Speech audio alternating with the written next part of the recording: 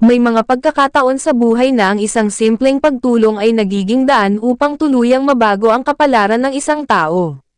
Ito ang kwento ni Joy, isang babaeng matagal na nakaranas ng hirap, pangungutya, at kawalan ng pag-asa. Ngunit sa kabila ng lahat, hindi siya sumuko. Sa isang maliit na komunidad, kilala si Joy bilang masayahin kahit maraming problema. Madalas ay nakikita siyang nakangiti, ngunit sa likod ng mga ngiting iyon ay may mabigat na painang dinadala. Maraming araw na halos wala siyang makain. Maraming gabi rin na umiiyak siya ng palihim dahil hindi niya alam kung saan kukuha ng panggastos kinabukasan. Dumating ang araw na nakilala siya ni Kuya Rab, isang taong walang sawang tumutulong sa mga nangangailangan. Nang marinig ni Kuya Rab ang kwento ni Joy, agad itong naantig. Nakita niya ang kabutihan ng puso nito at ang katatagan sa kabila ng matinding pagsubok. Hindi nagdalawang isip si Kuya Rab na tulungan si Joy. Mula sa simpleng ayuda, unti-unting nabigyan ng pagkakataon si Joy na makabangon. Tinulungan siyang magkaroon ng bagong pag-asa at bagong simula. Maraming taga-suporta ang natuwa sa pagbabagong nangyari sa kanyang buhay. Ngunit ang mas hindi inaasahan ay nang magkaroon si Joy ng sarili niyang channel. Noong una, wala siyang gaanong alam tungkol sa paggawa ng content. Hindi siya sanay humarap sa kamera. Nahihiya pa nga siya sa tuwing may nagre-record sa kanya.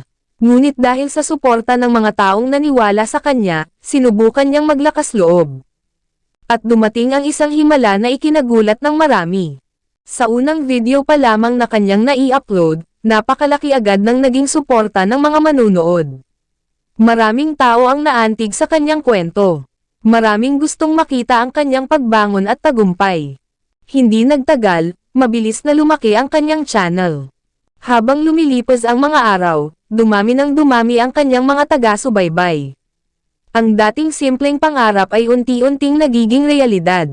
At nang dumating ang balitang naabot na niya ang mga kinakailangang hakbang para sa monetization, hindi niya napigil ang maiyak. Napaupo na lamang si Joy habang nangingilid ang mga luha. Salamat po, paulit-ulit niyang sambit. Hindi siya makapaniwala na ang dating halos walang-wala ay mayroon ng pagkakataong magkaroon ng pagkakakitaan mula sa kanyang mga content. Nang malaman ito ni Kuya Rab, hindi rin ito maitago ang kanyang saya. Makikita sa kanyang mukha ang tunay na pagmamalaki. Para bang siya mismo ang nakatanggap ng napakalaking biyaya. Sobrang proud ako sa'yo, sabi niya kay Joy. Hindi dahil sumikat ka, hindi dahil lumaki ang channel mo, kundi dahil napatunayan mong kaya mong bumangon sa kabila ng lahat ng pinagdaanan mo. Sa mga sandaling iyon, dama ng lahat ang kasiyahan ni Kuya Rab. Para sa kanya, wala nang mas hihigit pang gantimpala kaysa makita ang isang taong minsang nangangailangan na ngayon nakakatayo na sa sariling mga paa. Samantala, may ilan ding hindi natuwa sa mabilis na pag-angat ni Joy. Sa kathang-isip na kwentong ito, may isang taong nagngangalang VNC na hindi maiwasang mainggit sa natamong tagumpay ni Joy at biglaang napa-comment pa ito sa unang upload na video ni Joy mga kalingap. Habang maraming tao ang nagdiriwang, siya naman ay nagtataka kung bakit tila napakabilis ng naging pag-unlad ng channel. Araw-araw niya itong iniisip, bakit si Joy? Bakit napakaraming sumusuporta rito? Bakit parang napakadaling dumating ng mga biyaya? Ngunit habang tumatagal, unti-unti niyang napagtanto ang isang mahalagang bagay.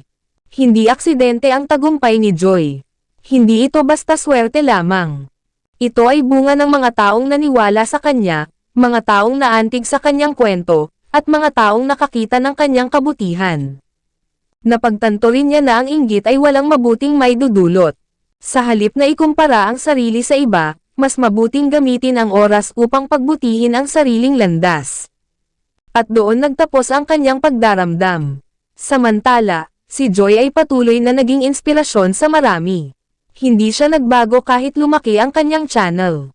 Patuloy siyang nagpasalamat sa mga taong tumulong sa kanya. Hindi niya kinalimutan kung saan siya nagsimula. At sa tuwing naaalala niya ang mga panahong siya ay walang-wala, lalo niyang pinahahalagahan ang bawat biyayang natatanggap. Para kay Kuya Rab, isa itong patunay na ang tunay na pagtulong ay hindi lamang tungkol sa pagbibigay ng pera o material na bagay.